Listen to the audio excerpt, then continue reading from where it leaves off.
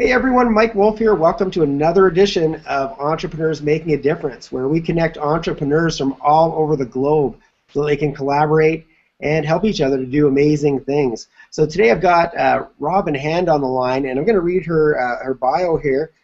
She guides women out of financial guilt, stress, and overwhelm, and moves them into total assurance and decisive action so they can take charge and make money as an expression of their purpose. So if you want to find out how to make your money strengths and get past your limitations, she may be a great fit for you. So welcome to the show, Roben. Thank you, Mike. I am delighted to be here. And it's a pleasure to have you here. So how I can't even speak. How long have you been doing what you do? I've been working with relationships for about 20 years. The specific focus into the money relationship is new this year. Oh wow! Okay. Well, congratulations on your new venture. That's exciting. It's really exciting, and I'd like to tell why, if that's okay. Well, please do that. That's the most important thing. Is what lights you up and why you do what you do.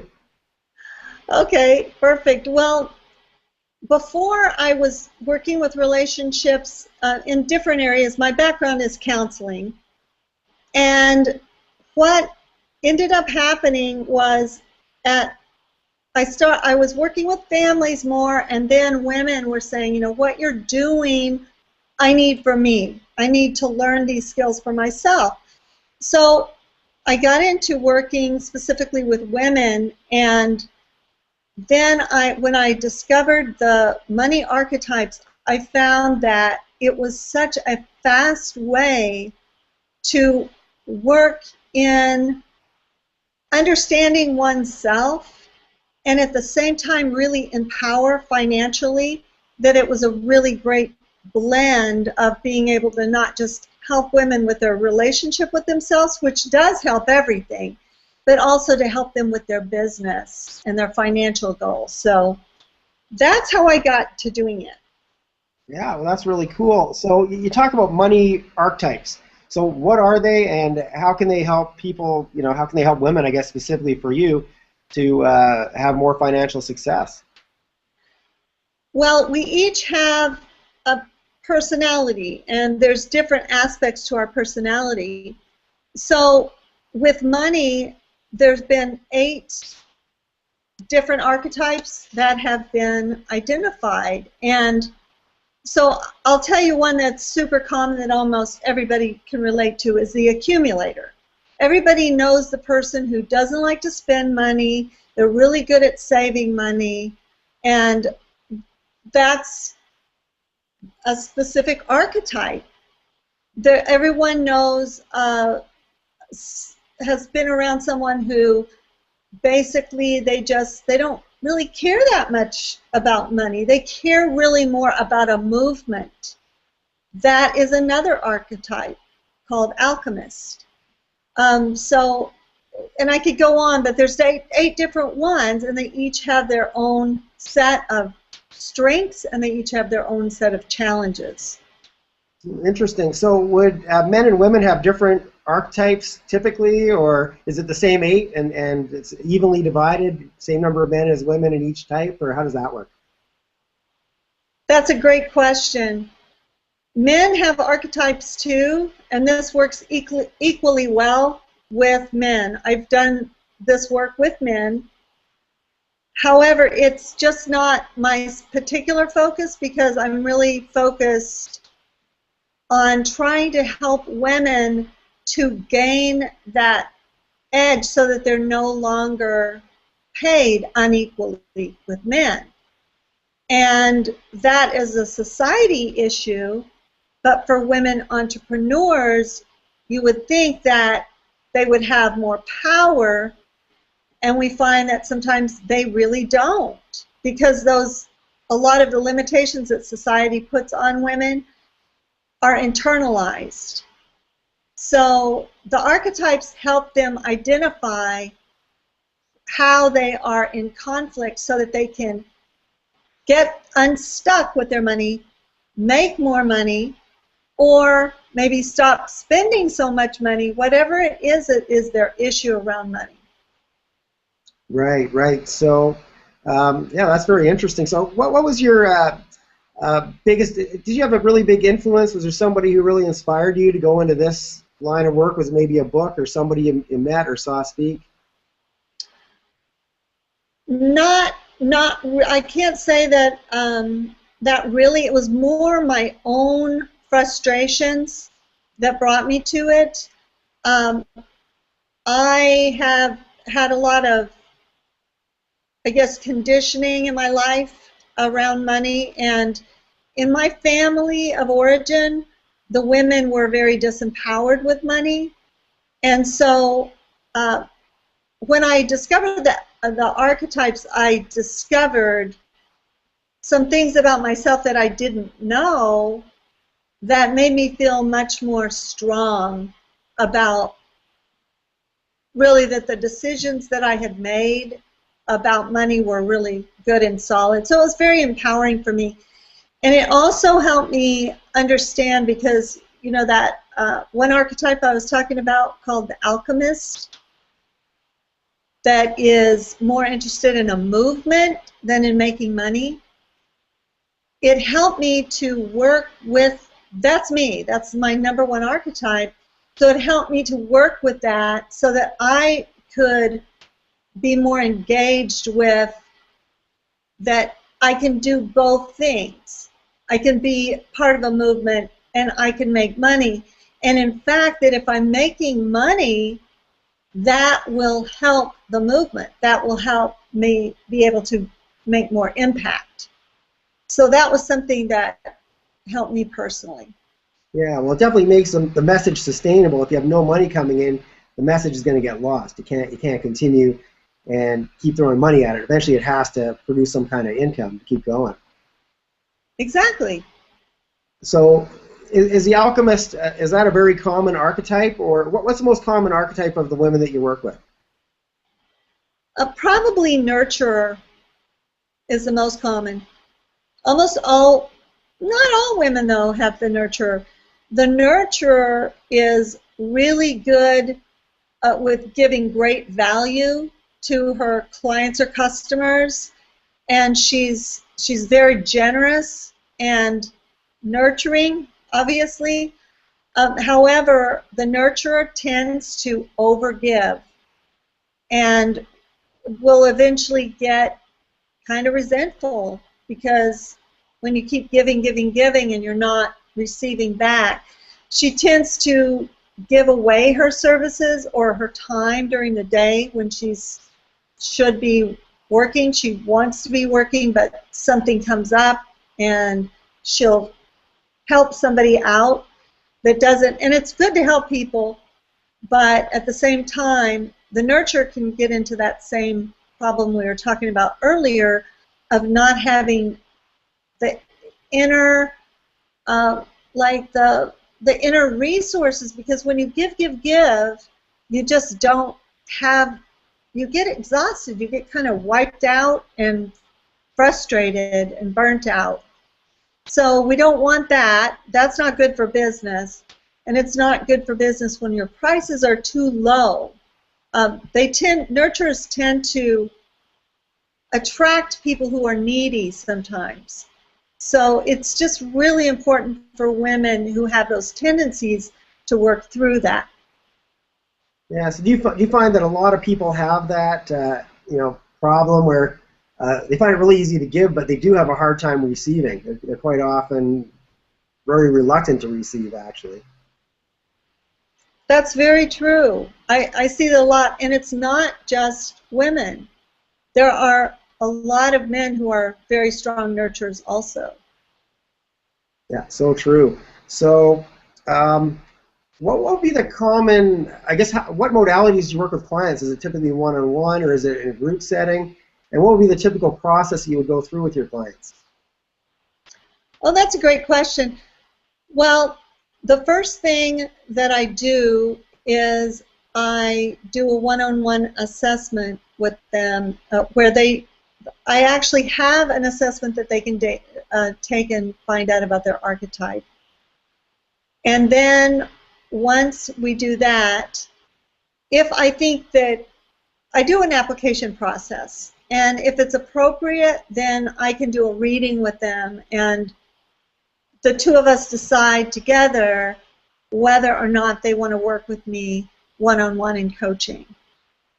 So that's the main process I have in place now. However, I am in the process of creating group programs. So I'm planning on doing that as well. Yeah, great. So, this show is obviously called Entrepreneurs Making a Difference. What sort of things are you doing to make a difference in this world, or what sort of things? How would you like to see the world change? What would be your answer to that? That's what really drove me to work with women in the first place, is that I feel like women in general are not as empowered as they need to be.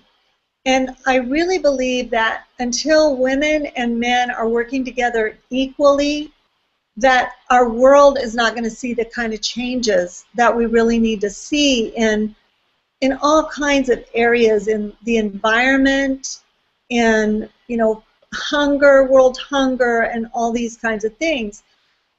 Women, and this was recently in the Huffington Post, that women give about 70% of the money that goes to charities is from women, and that is women who are making less money than men. So I think for the economy in general, it's better for women to be empowered with their own businesses, and in turn that's going to affect the whole positive way. So that's where it really comes from for me. Yeah, absolutely. Do you see things becoming more equal in the workplace between men and women as it changed towards a more positive? Is it getting closer, or are we still kind of in the same place we've always been?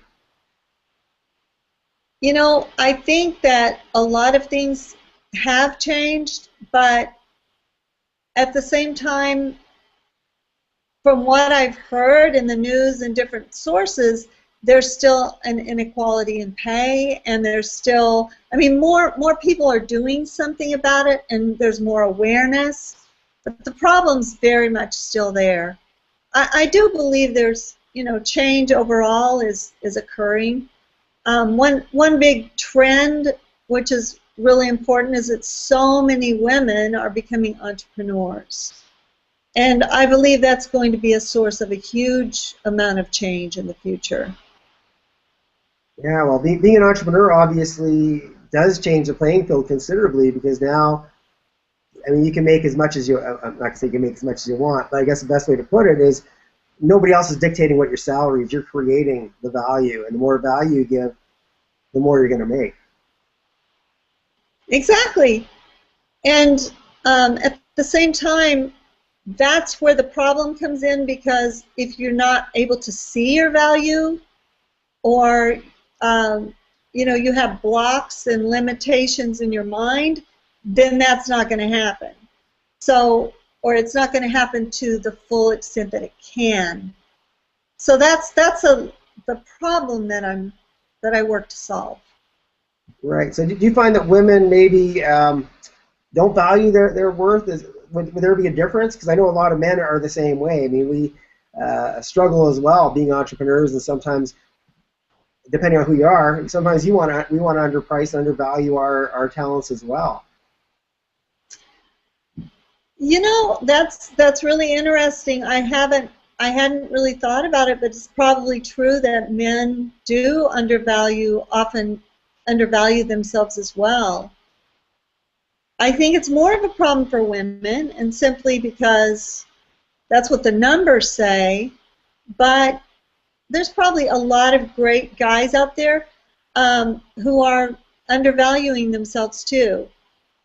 And I think, you work with entrepreneurs who want to make a difference, and so in that group, I think there's a lot of people who are alchemists, and maybe they don't care as much about money.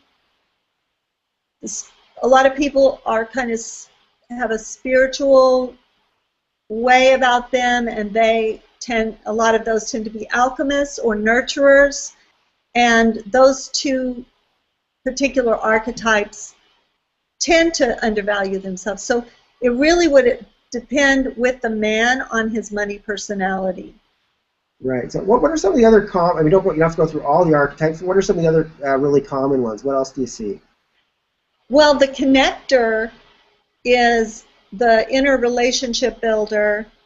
Really, the kind of people that you see who just, they love people, they connect with people so easily, they have tons of friends, tons of connections.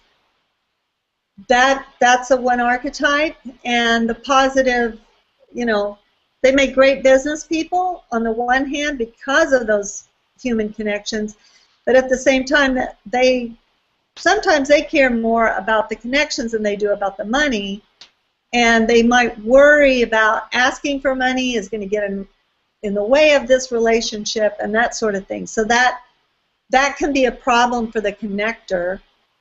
I mentioned the accumulator earlier. One really interesting one that I like working with is the ruler personality, and that's the inner empire builder. And the ruler is really great with vision and cares a lot about creating something big that's going to help a lot of people, and they tend to be workaholics. So I think a lot of entrepreneurs fall into that category. Yeah, I think entrepreneurs by definition are workaholics, because I mean, a lot of times we quit jobs so we don't have to work 40 hours a week for somebody else, but we'll work, 80 hours a week for ourselves, and we'll just work all day and all night, and I think that's a very common trait. So I think so too. We get sort of on a mission, and we just keep focusing on that mission, and that's all we're focused on. That's true, and especially ones who really want to make a difference in the world. No, absolutely. So do you work strictly with women, or do you have any male clients as well, or is it strictly 100% women? Currently, I don't have any male clients, but I do have males from time to time contact me, and I'm going to be doing a reading for a male this week. So it's not, I mean, if someone contacts me, a male contacts me, I love working with men as well, so it's not that I don't, it's just not my focus. Okay, fair enough. Where do we get more information on these archetypes? I find that very fascinating. Have you written a book, or do you have something on your website? Not yet. I'm getting ready to create something on my website about it. You can find out a little bit about them. I do have a page on my website, which is energizedperspectives.com and then /money. And it tells a little bit about the archetypes there. And I mean, yeah, so that's a good point. Yeah, I think that would be really I should put something up there. Yeah, you should, because I think a lot of people who are listening, and myself included, want to read this and learn about the different characteristics of these different types of people, because obviously it'll help us to understand ourselves better and see how what our mindset is towards money, and that will obviously help us moving forward. If we say, oh well, these are some of the traits, and maybe it would be advantageous if we switched a little bit out of this to that, which brings up an important point. If you're a certain archetype, how easy is it to change? If you say, hey, you know what, I'd much rather be that than this, can we do that, or are we kind of pre-wired to be a certain way? It's really pretty easy to change in the work. I mean, you don't change your archetype. What you do is you get away from the negative behaviors associated with the archetype, and you get your archetypes. We discover the top three, and we work with those top three. So what happens is that people get stuck, not just because of one. Maybe they're stuck because of one, but a lot of times what happens is that they're fighting against themselves. So, like if they have an accumulator and an alchemist together, and the alchemist is creating ideas and really cares about the movement, but needs to invest in something to help the business, for example. The accumulator doesn't want to let go of the money, and so there's a conflict inside the person, and then they get stuck and they don't move forward. And that can happen at any point. I mean, sometimes it happens when the company gets, or the business gets big enough, or they get to a certain level. So they're working with the archetypes. They can break through a level of income. There's all kinds of great stuff that can happen working with the archetypes. But no, you never, well, I don't know if you actually might change the archetypes over your lifetime. That's very possible. But the basic, you probably don't change it. You just change the way you are managing all those different beliefs that you have and how you're managing your business. Well, I think the important thing is that obviously each of these archetypes have a positive side and they have a negative side. And if you're taking advantage of the positive things within that and kind of be made aware of some of the negatives so you can avoid them, then it'll be very powerful because every archetype has its pluses. So as long as you can just continue to focus on those positives, I think that could work for you. That does help. That helps a lot. Just focusing on the positives and then understanding how the different archetypes are working together and aligning that to support what you're trying to accomplish in your business. Yeah, and I guess there's also a whole other, I mean, you could do a whole segment just on how different archetypes interact with each other, because if you have a husband who's one type and the wife is a different type, that could probably lead to a lot of conflict, I'm guessing, within that relationship. Oh, that is such a, I'm really glad you brought that up, because that is so true. Because you can imagine if one person has certain archetypes and they're in conflict, and then the spouse has different archetypes and they have their own conflict, and then you've got up to six different archetypes, and you've got this, and you're trying to manage money. And I mean, money is a really big issue in a marriage. And if both husband and wife are entrepreneurs, it's huge. So a lot of times I will offer to do like if I'm working with a woman, I will ask her about her husband, and if he's willing to take the assessment too, so that I know what they are, he can either sit in with the reading, or I just talk to the woman about how to work better with her husband, because the very best work happens when the couple is on board with each other. Oh, absolutely. I mean, when people are not on the same page, it makes it very, very difficult for either of them to move forward. So important. It definitely does. Yeah, so we're running out of time, but is there a message that you want to send out to the audience? If there's one thing you could leave them with, what would that be?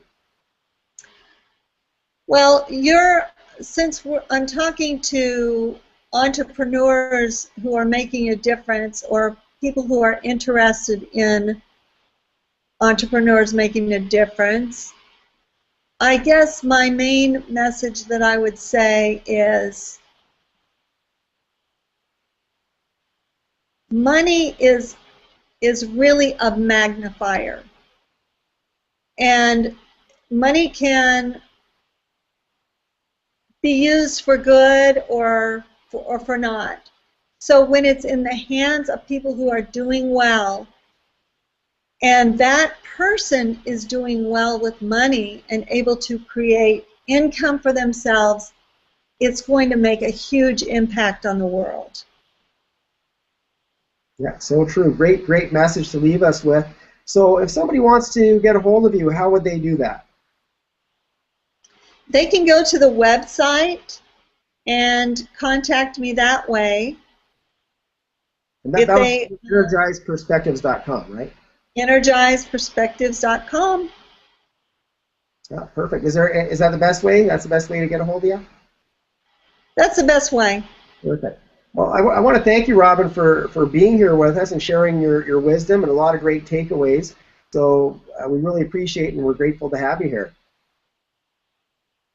Thank you, Mike. I really appreciate you having me today, and I so appreciate what you are doing to get your message out about all these amazing entrepreneurs I've been seeing on your YouTube. Yeah, well, I feel very blessed to have all these amazing people that I get to learn from every day, and so looking forward to connecting with some other great people. And just thanks again for your help and being here. And I also want to thank our viewers for tuning in to Entrepreneurs Making a Difference. I'm Mike Wolf, and I look forward to seeing you in another episode.